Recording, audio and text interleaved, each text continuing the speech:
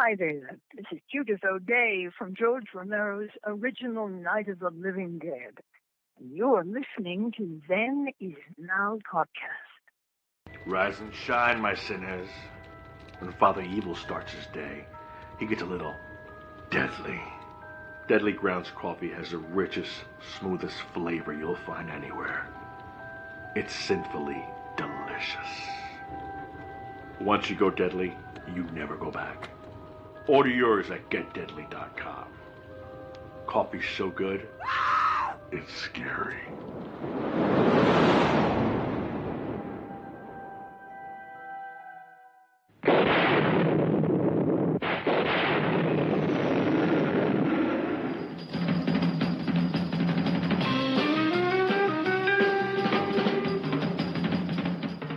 Welcome to this special mini episode of Then Is Now podcast. I am your host, Rigor. In April, I had the good fortune to attend the APRIL Ghouls Drive-In Monster-RAMA at the Riverside Drive In Theatre in Vandergrift, Pennsylvania. The theme was 80s horror films with such movies as Slumber Party Massacre, Sleepaway Camp, Pieces, Edge of the Axe, An American Werewolf in London, The Howling, Halloween 3, Season of the Witch, and Mausoleum. We did a wrap-up show on that back in April, and the guys who run it put together a show like this every April and September at the Riverside Drive-In, and this past September of 2021 was no exception. The theme this time around was Giallopalooza, and while I didn't get to attend, it was an amazing lineup of films that I really wished I was able to see at the drive-in. On today's show, we're going to talk to Gene and George and have them wrap up the event for that weekend for those of us who couldn't attend. Class is in session. I am joined today once again by the masterminds behind the Drive-In Monster-RAMA, George Reese and Gene. Welcome to the show, guys. Thanks for having us. Awesome. Glad you guys could be here. So I know we had you on the show back at the April event, and you did tell us about this, but can you just sort of once again tell our audience about the history of the events that you put on at the Riverside and what they're all about? Yes. Well, this is George, and I came up with the concept for the Monster-RAMA. Basically, back in 2007, I was looking to do a horror movie festival at a drive theater. I had been to a couple, mainly the Starlight Drive-In in Atlanta did something called Drive Invasion, which was a big festival of cult movies and music and stuff. And I wanted to do something related to just a horror movie weekend at a drive-in theater. And so I said, I know where to get the films from. I know the studios and this and that. I'm like, let me approach it. I'm in New York, so I'm saying that I'm looking to find a theater on the East Coast that I could at least get to easily enough. So I inquire, Pennsylvania, upstate New York, the surrounding states.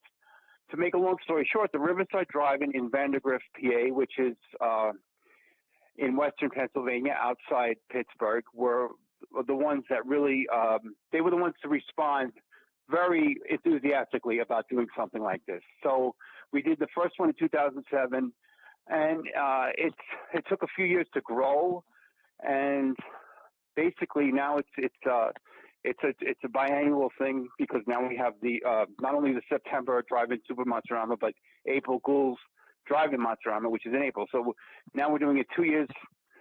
2 times a year since 2007, and it's gotten bigger every year, and the reaction has just been great. We've met a lot of people. Our audience has grown, and more and more. I just love doing it every time we do it in April and September. The more we do them, the more I love doing them, and I'm just glad that we're still going strong. Awesome. Now, as of this recording, it's late September of 2021, and you just put on your September event called the Giallopalooza, which I'm sad that I couldn't attend. But can you tell our listeners what a Giallo film is and what the films were that you picked for this go-round? Yeah, a Giallo is a Italian-made. It basically originates from these kind of paperback novels that were yellow, which Giallo means yellow in Italian. So these paperback novels were like these murder mystery thrillers, whodunits kind of things. And this caught on as a cinematic theme in Italy. Dario Argento, these are some of the directors associated. Dario Argento, Lucio Fulci, Mario Bava were just some of the famous horror directors that made these kind of films in Italy. And a lot of them were shown here in theaters and now have been shown to younger generations on DVD and Blu-ray. So it's basically a genre that has a big cult following now, and I think it's catching on more and more, even with the younger people that maybe weren't familiar with these films years ago. But it's a theme that we wanted to do. I've been toying around with doing for a while. People have been asking about showing these, and Gene and I had talked about. He's like, well, maybe you only want to do it one night out of the 2 weeks because it's kind of risky, but George likes to take risks, and he always wins. Well, and I said we have enough. I said there's enough strong titles to go. I think this will work. I mean, we had 3 of Dario Argento's most famous giallos: Bird with the Crystal Plumage, which is his first; Cat o' Nine Tails, which is his second; and Deep Red, which is considered his masterpiece of this type of film. And then we had a Mario Bava, Blood and Black Lace, which is considered the one that really started the whole trend in the mid '60s. Right. And a Lucio Fulci film called A Lizard in a Woman's Skin, which is kind of like a more psychedelic, sexy, giallo type. Yeah, I mean Goya type of these films, and it worked. The reaction was the fans were really digging it. They really loved it. You know. So it was another weekend of absolutely packed weekend. You know, it's going back with the whole 2 years ago in 2016, we did a Friday night that was a Spanish horror night. Okay, and it was sort of an experimental Friday night. We knew the Saturday night was going to be huge because it was the 50th anniversary of Dark Shadows. So we did the 2 Dark Shadow films, followed by House of Drip Blood and The Bat People. And we knew that night was going to be big, and George just kind of threw it out there and put the Spanish horror night in, and it packed, you know? Wow. So, yeah, it was a surprise. It was a surprise because it wasn't going to be it wasn't going to be costly. So I said, even if it doesn't do as well, it's something I want to do, and I think it's going to be fun. But I think people just love those titles, and whether they're familiar with the films or not is besides the point. They see these outrageous titles like Vampire's Night Orgy, and they think, wow, this is like something, you know. War of the Zombies, which was the third, the American version of the third Blind Dead film, Ghost Galleon. You know, that was a dream for me to see that on a big screen. And but what it says to me about these events is that, you know, we've created this happening now twice a year, and it's a family thing for a lot of people that come out like a convention. Because it's only twice a year, I would say it's better produced than the majority, if not all, of the other drive-in events. And the other thing is that people look forward to it more twice a year than being able to do it, you know, 4, 5, 6 times a year. And people have said you should do like a summer show, you know, and maybe another Halloween show or whatever. But, you know, we both work and we both have lives, and it's very difficult, you know, just to put 2 shows together. And I think it becomes much more something that people look forward to because, you know, excess doesn't work in anything. Right. If you eat too much, you get tired of it. If you binge watch too much, you get tired of it. So I think the format of spring and fall, because the drive-in is commercial, is the absolute best format. And, you know, it always gives us this creative leg room to come up with more stuff that's more interesting. For instance, for Giallopalooza, we didn't know what kind of music to play, and we were sitting around one night here, you know, on the phone with each other, and then I said to George, how about some kind of weird lounge music? Well, then my email pops up with like 50 links to these Italian soundtracks, right? And he's like, yes, do it. This is going to be great. So again, approaching that with wondering while you're playing this at a drive-in, if these people are going to be like, what the hell are you making us listen to? And we've had so many requests by message and on the page and everything, and text messages the last 4 days or 5 days for the playlist. It's unbelievable. So it shows you how all-encompassing this past weekend was. It wasn't just curious movie-going for people. It was actually something that they're really interested in, that there is that big and a diversified market of horror films today, a space for giallos to sell out a drive-in. Absolutely unbelievable. I would never have believed this 10 years ago, you know? Yeah. And 10 years ago, it may not have been probably wouldn't have been as successful. It just seems fandom has just grown so much for not only for this kind of event, but for every kind of different, horror cinema, different topics of cinema, whether it be, a slasher films, giallos, British horror films, whatever the case may be, because of social media and just younger fans, like newer generations of fans getting into this. I mean, our fans, our patrons are like becoming younger and younger. It's almost like we've been doing the show so long. It's like a lot of the older guard has. I don't mean that they've died off, but they've kind of some of them have fallen off, and then some of them have they've gone to better patches, or what I mean is that they're maybe they're not into doing this coming to these shows anymore, and it's almost like a new generation is taking over, with some of the old guard still coming back. So it's just a great mix of people coming to these shows. And I just love when people come up to me and say, like, for instance, this last weekend, young, and I'm talking about young people in their 30s saying like, oh gosh, just being able to see Deep Red on a big screen like that, you don't know what that does for me, or seeing Blood and Black Lace on a big screen, wow, it's just, I'm wowed. And that means so much to me, Oh yeah. That we're able to bring this to them, and they're just loving it, because this is why we do it. It's why we do it.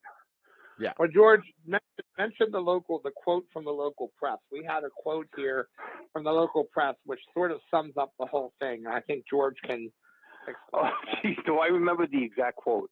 It was close enough. Oh gosh, something to the effect of this is the event for real horror fans. That sets you apart from the regular. Yes, this separates. This show kind of separates, the real fans from the not so real fans. In other words, it's like this is like really, this one really, you have to be a real fan, a real deep horror fan to be coming to these shows. Right. Because we really run the gamut of the kind of films we're showing. Oh yeah, and you're not only keeping the drive-in alive, but you're introducing, like you said, these people to films that they may not even have heard of in some respects. No, and that's the case with a lot of stuff. And it's like if we show, like when I'm putting the programs together, and Gene always helps me, making decisions too. But I try, I'm like, we need like a big title because we got to hook people. But then you can throw something really obscure in, and that we think they'll like, and even though they've never heard of it, they're still going to come because there's enough there to bring them in. Right. And I kind of like introducing people to like we've done, like we showed one of the first April Ghouls, we showed Blood and Lace, not to be confused with Blood and Black Lace, which is the early 70s slashers prototype, I guess you'd call it. With Vic. Yes. And I was surprised how many fans were not that familiar with it. This is a film that Gene and I grew up watching because it was sold to TV. It was a drive-in favorite that was sold to TV right away. And it's like a perfect drive-in movie. And it's like we've introduced people to movies like that. And, that's a great feeling. Wait, Gene, did you say Vic Tayback was in it? Yeah, it's really, it's a very, very sleazy movie. And Len Lester is also in it, who, from Seinfeld and other things. Right. And Melody Patterson from F Troop is the heroine, or it's a real of sorts. Movie. It's really kooky. It's very sexual and very dirty. I mean, if you go. Well, here's the thing. Yeah, and if you read it in this, one of my favorite quotes to tell people about this movie is the Psychotronic Encyclopedia film. The quote that they wrote about it is like, it's the sleaziest PG movie ever made. Right. It somehow got around with a PG movie, and it's very sleazy for a PG movie. That's awesome. So of the films that you played at the Giallopalooza, do you guys have a favorite among them, or? Oh, well, I mean, for me, the weekend, I think seeing Deep Red was the kicker, because it was like that just, it's a very long film, but it's like seeing it on a big screen. It was very engaging. Like, I've seen it so many times, but just seeing it on the big screen, and then it just sounded so great at the drive-in. That Goblin soundtrack, that pulsating Goblin, rock soundtrack that just it's just so explosive. It just sounds so great. It just sounded so great at the drive-in. So hearing that soundtrack with that film and the images in that of violence, and it was like poetry on the screen. But I mean, if I had to single one out, but I mean, I had a great time watching everything. Nice. Gene? I would, okay, this is, I'm a very complicated person. So here's how to do this. Blood and Black Lace, these are the runner-ups. Blood and Black Lace, because of the significance to the genre and the fact that from the very first second that you watch that film, especially restored, the colors and the cinematography are just intoxicating. So we have to mention that. And we have to mention Deep Red because it's just, the crazy child baby murder music and the weird scene with the stabbing at Christmas. These are things that are very dear to my heart. They're so weird. But I would have to say Bird with the Crystal Plumage, and I'm going to tell you why. Because it's a great movie. If you're talking about this genre of films, and you can compare that film to what Brian De Palma was doing around the same time, and of course, both of them being compared to Hitchcock. So it's a good opening film that if you're trying to get somebody who's a Hitchcock fan or enjoys murder mysteries, like Brian De Palma stuff that he was doing in the 70s, it's a good film to introduce them to. And it's so over the top from the very beginning. The guy witnesses a murder, the woman is trapped in the store window, and he can't get in, she can't get out, and the killer's coming, there's nothing to do. It's so classic, it's just beautiful. You know what I mean? Yeah. And it hooks you from your sense of helplessness and bewilderment and confusion starts the very first second. It's like Argento wastes no time establishing who's in control of this movie and what's going to happen to you for the next 2 hours. And I think that's a great, it plays out like a nice, TV murder mystery. And I would have to say it would be that one, just because of its wide appeal and the ability that you can introduce it to people who aren't particularly familiar with his films. And that hopefully leads to them getting in. George and I, we grew up like the suggestions on Amazon, okay? Like, we would watch something, and in our brains it would be like, okay, we like this, so here's 5 other things that we like. See, we were kind of doing this mentally, and I always think today that a lot of the younger fans, they don't do that as much as we did, because they have so much more accessible information that maybe it's overwhelming for them to pick and choose. I mean, right. Roger, do you sense that? I mean, it's for instance, I've complained about this for years. The Walking Dead fans are a prime example, and I'm not pissing on anybody with this comment, but it's such a prime example because they love The Walking Dead, they love the zombies, they love all this stuff, but when you try to talk to them about the George Romero trilogy, they look at you like you're speaking Chinese. Right. These are the films that are responsible for your favorite show. You would think on some level you would have some sort of interest in investigating it. And that's the way, I know with the Psychotronic Guidebook and stuff, George and I both grew up that way. With the Hammer movies, we found out there was more than one Dracula, more than one Frankenstein. Yeah. It just becomes an insatiable appetite to see as many of these movies as possible. You know what I mean? So, there are some younger fans that can gravitate to something through something else. Yeah. But like you said, there are a lot that they don't make connections like that.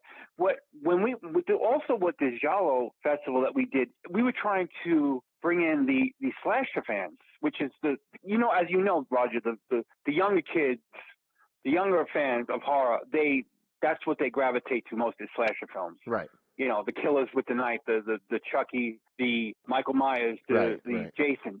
So when we promoted this thing, I was like, Robert Mulligan, who did this wonderful trailer for us, I told Gene, I said, you gotta have that image of that killer in torso because he's got the ski mask on and he's chasing the girl in the woods. And I'm like, that image has got to be in this trailer because people go, what? This looks like like an 80s slasher film when it's really an early 70s Giallo. Yeah. It's a proto slasher. But what I'm trying to say is like we were hoping to bring people that both appreciated Giallo and slasher as far as younger fans, or maybe they weren't familiar with these films. I'm like, wow, these are all like proto slasher films, but made like over a decade earlier. Oh, Great. yeah. And yeah. And it's funny, too, because nowadays it's a double-edged sword, because it's amazing that we have access to all these incredible films from, decades past, yet the newer audience, the younger audience, they don't know where to begin to look for them. We had the benefit of having TV with a finite amount of channels, so we watched whatever came on. And exactly. they don't know where to begin. Yeah, and it's like even when we were kids and we would have horror movie books, most of the films that the horror books covered, say like the Universal monster movies, the Hammer horror films, those kind of things, the science fiction films of the 50s, they were often on TV. So there was only a few that eluded you. When like later on, like when the Psychotronic Encyclopedia of Film came out, when the Phil Hardy horror encyclopedia came out, it's like you were like reading about these films, like, oh my God. Jess Franco made these Frankenstein movies in the 70s. Where are these? And it took years to get a hold of them. Oh yeah. So yeah, we you're right. Everything's accessible now. Right. Yeah. There's only a few titles here and there that have still eluded me, but otherwise, I was able to see everything I ever, wanted to see that I've read about in the past. That's originally how George and I met. We talked about that on the other show we did with you in April. And it was because George was running, and he still has the site DVD Drive-In, and we were exchanging. I had Night of the Witches, and he had Frankenstein on campus. It was like peanut butter and chocolate, right? Like the commercial, like the yeah. Because that's a double feature, so they go together. Yeah. Yeah. Yeah. I reached out to him and I said, "I have Night of the Witches. Do you have Frankenstein on campus?" And he said, "Yeah." I said, "Let's swap." And that's how it all started. Honest to God's truth, he had it on a DVR, and I had gotten. I had a hell of a time getting Night of the Witches. It just wasn't available back then. I had to go through some guy in Texas on VHS to get it, and he had two different cuts of it that was recorded in on a VHS off of when TBS was doing their movies till dawn or whatever. Oh, okay. Yes, TBS used to run this movie a lot, but it was a TV cut, unfortunately, of an R-rated movie. Right. So, yeah. Yeah, we used to have to, go to like all those places like Video Search of Miami or Sinister Cinema to get the bootlegs so we could see them. I remember certain friends, they would order like stuff from Video Search of Miami. We'd have like these Saturday night watch party. This is like, and I'm talking about 30 years ago. And like sometimes the quality was, and we'd be watching stuff that was in a different language with no subtitles, not knowing what the hell was going on. But it's like we was the rarity of it was just the draw. We would just like seeing films that you never thought you were going to see before. Oh yeah. That was how my Horror of Party Beach came. The very first copy that I owned of Horror of Party Beach was on VHS, recorded from, the guy had a 16 millimeter copy, and he recorded it and was selling it on eBay on VHS. and it wasn't spectacular quality, but it wasn't shit either. But the moment I oh my God, it came, and I was like, this is the best day ever. And I remember putting it into the VHS and seeing those credits for the first time, and it was like, I was so fascinated with seeing that movie for the first time in over 20-some years that I think I paused it like so much. That's funny. And you know what? And I didn't have to pull George's leg very rough to have him show it at the drive-in. And that was another. I always tell him there's been this bucket list of movies I never think I'd see a drive-in. That was one of them. And that's a film that was made for the drive-in, Horror Party Beach. Absolutely, it worked so well at a drive-in. It was just so much fun. Werewolf versus the Vampire Woman was another one. Children Shouldn't Play with Dead Things. Shockwave, which people have recently expressed an interest to have it shown again. Nice. There's all these movies that I would never have expected to see the drive-in, and then all of a sudden they appear, and I'm like, it's Christmas. That's amazing. So were these films were restored versions, right? Yeah, absolutely. They were all on cut. And were they all on 35 millimeter? No, they were all DCP from the ACFA studio. Okay. So the version of Deep Red was actually the full-length director's cut. So it went back and forth from Italian language with subtitles to English. Huh. Interesting. Yeah. That's cool. Yeah. Now, were there any giallos that you wanted to show in that program, but you just couldn't get your hands on them? No, everything we wanted to show. Well, I wouldn't say that. The only one that I would have thrown in there, but it might have been overkill for Dario Argento, would have been Four Flies on Grey Velvet. Okay. But it's just not available right now. And Paramount, I think, has the U.S. rights, and I don't think they have a print anymore. And so that would be the only one. But I would say no, because it was like there were a lot that I could shoot, and I had to narrow it down to what I thought was going to be the most appealing and the ones with the most horror elements. Since this is, like some of the genres I was talking about this the other day with somebody. Some of them are straight thrillers, straight double crossing. They're crime dramas. They don't have a horror element. Yeah, exactly. They're crime dramas. I'm talking about a lot of the ones that, which I like them, but I don't think they would go over as well. Like some of the ones with Carol Baker. She made elite like 5 or 6 of these kind of movies. Right. In Italy and Spanish Italian co-productions. But I think I picked with the Fulci, I picked the one that I thought was with the lizard and woman's skin. I thought this had the most elements that really belonged in this show. And plus, it's full. Everybody's always asking for Fulci, but it goes to show, and like this argument we had before about like what she was saying about the Walking Dead fans not knowing about the Romero trilogy. There's people, and I'm not like knocking them, but I even spoke to them. It's like they know Fulci from Zombie and Gates of Hell and Beyond, but they don't know that this guy like in the 70s he made these masterpieces like Don't Torture a Duckling and Lizard and Woman's Skin, and one on top of the other, these great thrillers. Oh yeah, which are basically horror films, and it's like they never heard of them. Right. And it's like this guy, you have to see these films. Well, it's like even the Friday the 13th fans, the young kids have never heard of Twitch of the Death Nerve. No, and that's direct. There's a good number of films that were definitely took Friday the 13th took inspiration for. You said Twitch of the Death Nerve, and that's a giallo, so that could have even been in this program, but it didn't make it. But yeah, absolutely, that is especially for the second Friday the 13th. Yeah. Oh yeah. Which I think copied exactly several of the murders. Right. Yeah, very close. That's for sure. Yeah. There's a total similarity there. And another one that Gene and I love is a British film, a sleazier early 70s British horror film called Tower of Evil, a.k.a. Horror of Snape Island, which is absolutely an inspiration for the Friday the 13th movies. Oh yeah, yeah. Because it's a what do you call it, body count movie, right? And then people are getting it. How many movies in the early 70s besides Tower of Evil and Twitch of Death Nerve had people getting killed by machetes? Right. And that became one of the weapons of choice a decade later. So on cinema in horror films. So that just goes to show you. Yeah, I mean a masked killer carrying a knife. Yeah. So, as we wrap this up here, can you guys maybe let us know or give us a sneak peek into what next April's lineup might look like? Yes. And that's going to be your 15th anniversary, right? Well, 15. It'll be 7 or 8 for April. It'll be 15 years technically. Right. But it'll be in September it'll be the 16th Monster-RAMA. And then April we've been doing since I think 8 years. We have to look. Sometimes I lose track. Yeah, but it is 15. It's like 15 years now because 2007 to 2023 is right, or 2022. That's 15 years. Right. So yeah, it really is the 15th anniversary technically next year of these events. But getting back to what we're doing, we don't want to say too much because last April we did something and then it was copied like 2 weeks later by somebody else. So we're gonna.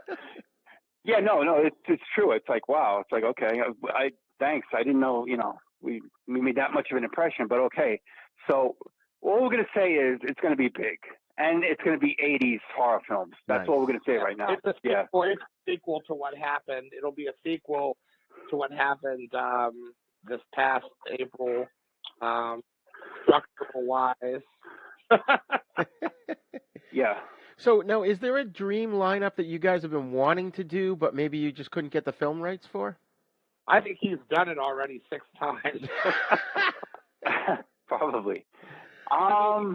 You squeezed that one out with Halloween, and you had Phantasm, and what else did you have in that show? Was it Texas Chainsaw like the whole weekend? Oh Yeah, we've had Texas Chainsaw, we've had Evil Dead, we've had a lot of the big, and in fact, I'll say this, Roger, we never.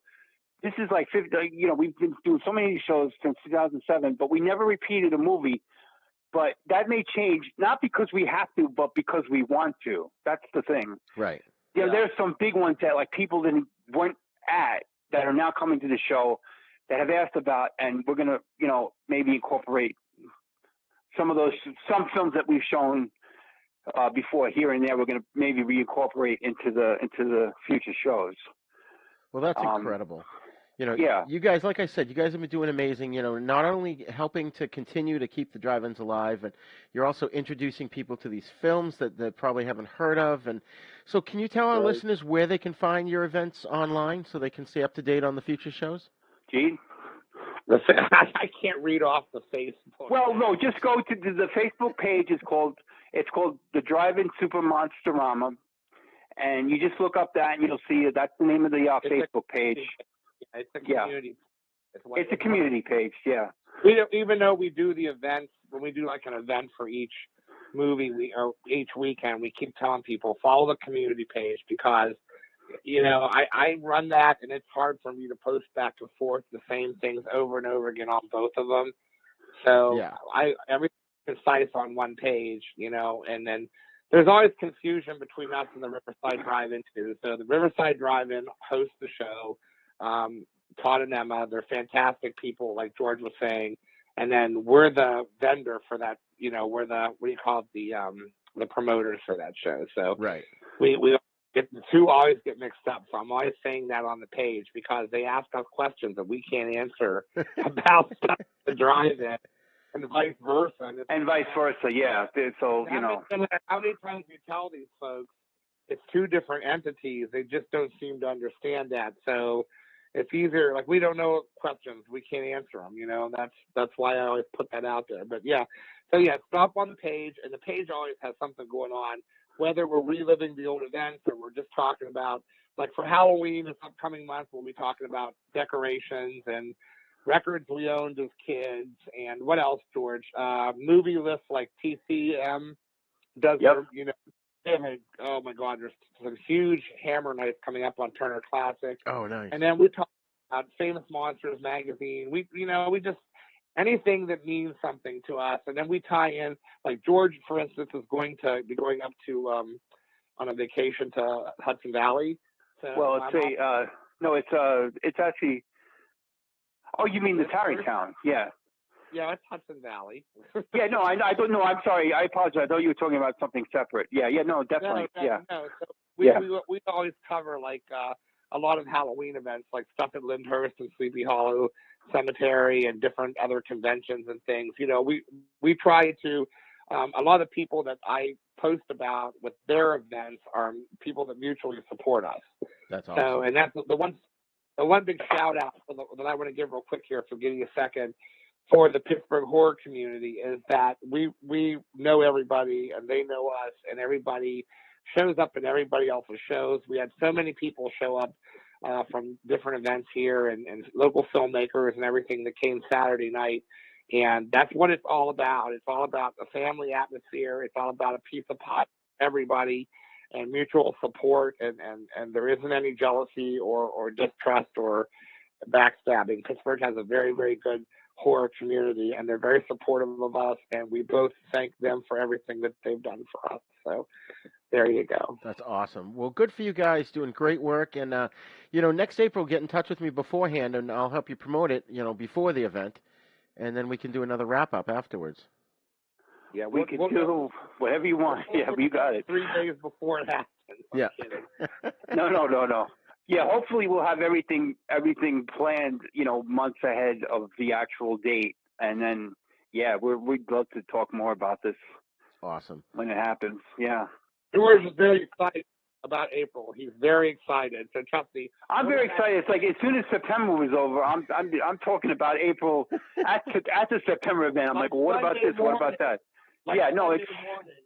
I think it started during the weekend. That's awesome. Well, thanks so much for coming on the show, guys. You know, you always have an open invitation to come on and talk about any kind of horror movies. And we're going to have you guys on pretty soon. We're going to record an episode for our 13 Days of Hallowtober special. So looking forward to that, and just looking forward to talking to you guys again. Awesome. Thanks. Thanks, Raj.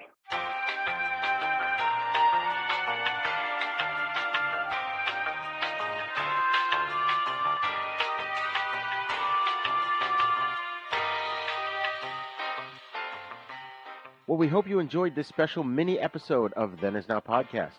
If you're a filmmaker or film festival coordinator or have an event that has anything to do with films, let us know and we'll definitely spotlight you on the show.